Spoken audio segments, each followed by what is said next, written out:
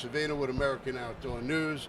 I'm here with my new, really good friend, Louie Tuminaro. Fellow paisan over here.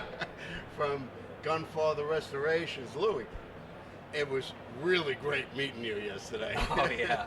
I'm going to be honest with you, Chris. Even within 5 minutes that I was talking to you, I felt like I had a brother standing right next to me. You know what I mean? When it's you can been go, a lot of fun. You know, when you have another guy from New York that actually literally comes up right next to you, starts talking, and we're talking about pizza and food and all that fun stuff. I knew this was going to be a great interview here. Yeah, we were probably in the same clubs growing up. I know. I had a lot more hair back then, so I know you probably don't recognize me. Me too, brother. Me so, too. you grew up in Long Island. Yeah, I grew up in Suffolk County of Long Island, you know. I was a business owner at a young age, okay? And what I did is, you know, cars was always my thing, loved cars. You know, I was in the automobile industry, okay? And what happened is I always, though, from my dad, peddled guns. I always bought, sold guns, collected guns, worked on guns, you know? And as I had sold a couple of our companies that we owned, I just found myself doing more gun. And you know, one day I decided, I came home and I said to my wife, hey, you know something, I think I want to change. I think I want to move to Montana, and I think I want to buy and sell guns. Okay. So I mean, it was huge because, you know, when you know how it is being in New York, your whole family's in New York. Yeah. And normally the hard part when you're in New York is saying to your family, hey babe, how about leaving your family, okay, to go move to Montana with me? You know, most people want to do that, but they say, oh, I can't because my family's still there. Yep. You know, we did it. We left everybody, and we just went and did it, you know? But it was a great experience. Started working out of my double-car garage. And then next thing you know, I got a small shop for my first gun shop. Yeah. And then I had the bright idea of doing television.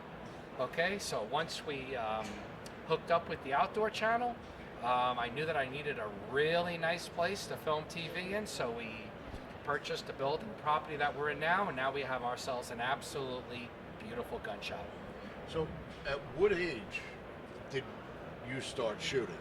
Oh, my dad had me shooting when I was a child. We were going, okay, so we lived on Long Island. We travel about 3 hours to Columbia County, upstate New York. Yep. Okay, and what we would do is I would start out shooting rabbits, you know, and squirrels, and I hate to say it, 22.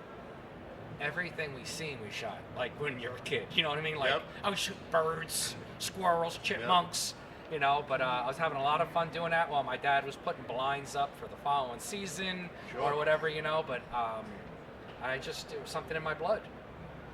And you just progressed. Started. When did you get your first handgun permit? Oh, well, I have a concealed weapons, okay, but when I first got to Montana, okay, I mean, I've shot so many of my dad's handguns, okay, but my first handgun permit, when I came to Montana, I took this little couple weekend schooling test, you know what I mean, and I got my concealed weapons, and I've had it ever since, and that was about when I was 42 years old. Wow. So how's the reciprocity bringing your guns from New York to Montana? Was that easy, or because I know some states are like, oh, you got a license, okay, you know, renew when it expires. Oh yeah, like I'm going to use this as an example. You know, God bless my father. You know, I mean he's in heaven right now. You know, but when my father ended up moving from New York to Montana, when my father passed away, it was kind of weird because like I was contacted saying, back in New York, like, oh, you know, where's all your father's guns? You know what I mean? And it was just kind of weird, you know, that people are keeping track of who's passing away, what guns they have, and so on. You know what I mean? But you know, we have a federal firearms license. Okay, so everything that comes in through the shop comes in through our license. Yeah. So it makes life a hell of a lot easier than the normal guy like me. Everything is above board, and in our business, okay. Every gun that comes into our building for a restoration, for a build, for whatever it may be, comes in with an FFL attached to it. Yeah. So, what was it like coming from New York, the hustle and bustle, you walk down the street, there's a nice restaurant, to Montana, in the middle of nowhere, where you find there's a great Italian restaurant and it's like egg noodles and ketchup. Yeah, exactly. You know, so we get, you know, like coming to Montana was like real cultural, you know, culture shock. You know, I mean, it was a lot slower. Okay, you couldn't go out and get food at any time of the evening. You know, when we wanted to. You know, Chinese food wasn't real Chinese people cooking Chinese food in Montana, you know, at the time. You know what I mean? Yeah. You know, there aren't any pasta places in my particular town that you can go and get an Italian dinner. Yep. You know, so you got Chinese is out. You know, you had pizza is out. You know, plenty of steakhouses, don't get me wrong, you know, because Montana beef is amazing. Yep. Okay, but you know, like, you know, Chris, you know, like me and you, like, in being in New York, food is part of our culture. Yep. You know what I mean? And it's like we look forward to good food.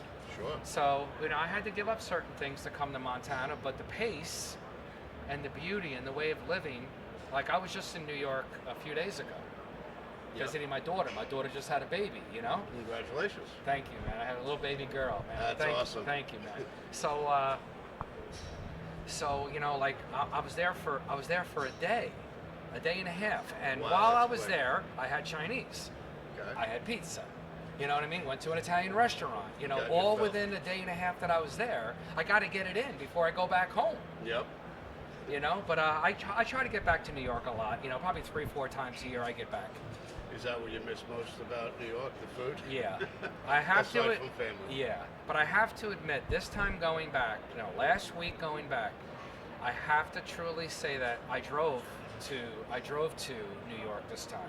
Yeah. It took me 3 days, 3 15-hour days, but as I hit New Jersey, that's just as I was coming into New Jersey and watching every lane of traffic, I had like this, something come over me where I just said, this is not my home anymore.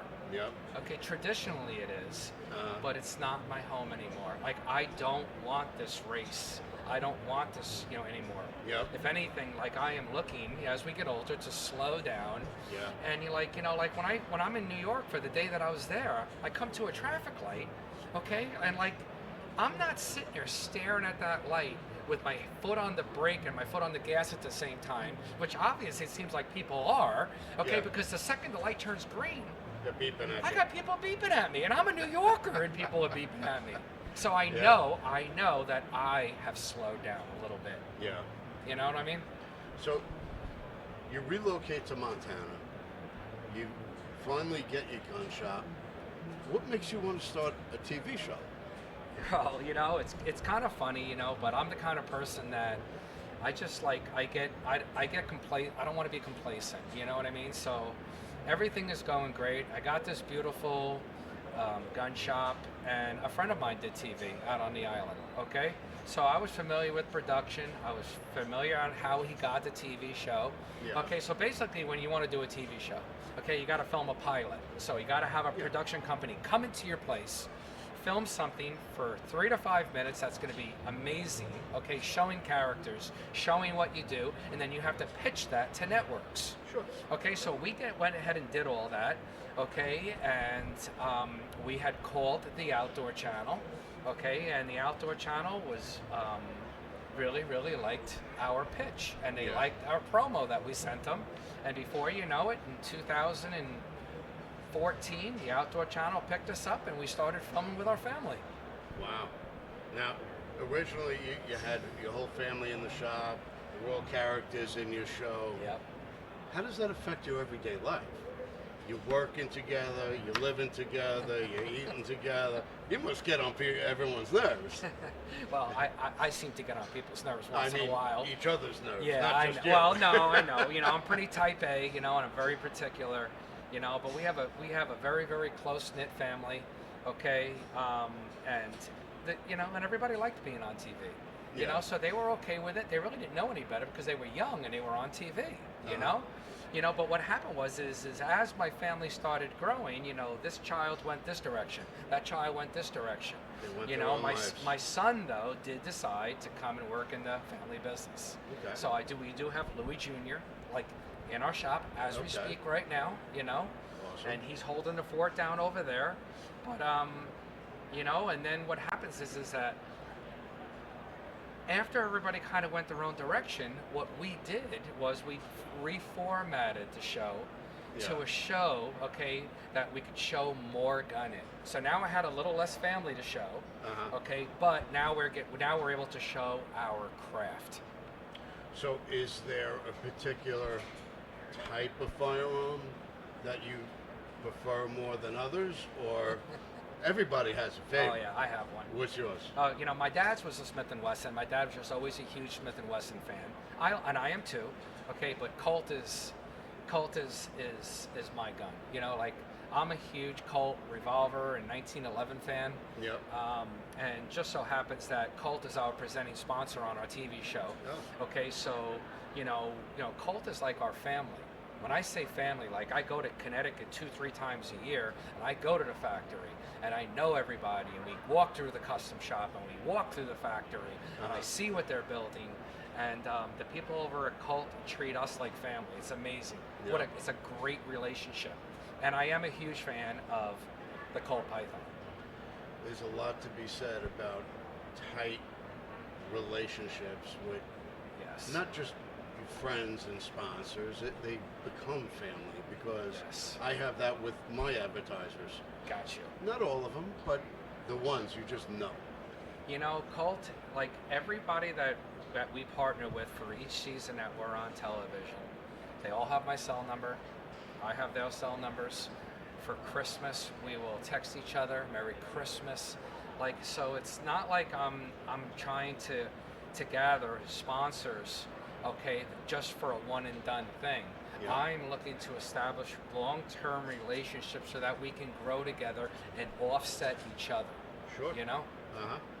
So Absolutely. it's important to me, you know, that our sponsors are equally as happy at what we're doing for them as what they're doing for us. Absolutely. It's got to be mutual. Oh yeah. So what's next for you guys? You know, so we're here at the 2024 SHOT Show right now, and of course I'm talking to you. Okay, got to go over to Gunbroker this afternoon. Gunbroker, I got to do a little podcast with Gunbroker. Okay. I was over at the Colt booth doing some signings and visiting over with the people over there. This year we have a lot of sponsors, like I said, but we're here to thank the sponsors, okay, for last year, you know what I mean? And of course, get them ready for 2024 and so on. So, you know, we're just here just being really, really, really graceful, and we have a lot of gratitude for everything that's happening. Hey, we're very lucky to be able to do what we do, doing something we love. You know, we are, and you know something, the Outdoor Channel has been very, very dear to me and my family and the gun shop. We've been with the Outdoor Channel since 2014. Our kids have grown up on the Outdoor Channel. We've all learned and we've met so many great people, right? I mean, Yeah. along the way. Oh, it's true. Okay, and everybody is just nice to each other. Everybody is friendly. Like, we're like one big family. Yeah. And all I can say is that I'm very, very happy to be part of the Outdoor Channel family. So, are there any surprises that we should look forward to for this coming season? Oh yeah. Let me tell you something. We have an amazing lineup. We have hundreds and hundreds of people that send their submissions in every year. Okay. Hopefully that we're going to pick and choose them. Okay, to be on an episode of the Gunfather Restorations. Yeah. Okay, but we have a phenomenal lineup, and all I can say is that I am really, really happy that the people are still writing in. We're getting great responses, and we hope that everybody loves the work that we are doing on everyone's guns. That's great. Well, I look forward to this season. You got to look forward to a care package of super side and dried sausage, maybe some provolone. Chris, Chris, I need it. All right, I'm depending on it. All right. Absolutely. Well, I appreciate you taking the time to talk to us today. Definitely check out Gunfather Restorations on the Outdoor Channel, and we're looking forward to another great year. Thank you, brother. Thanks so Always much. a pleasure with you, man. It is. Fellow Paisan.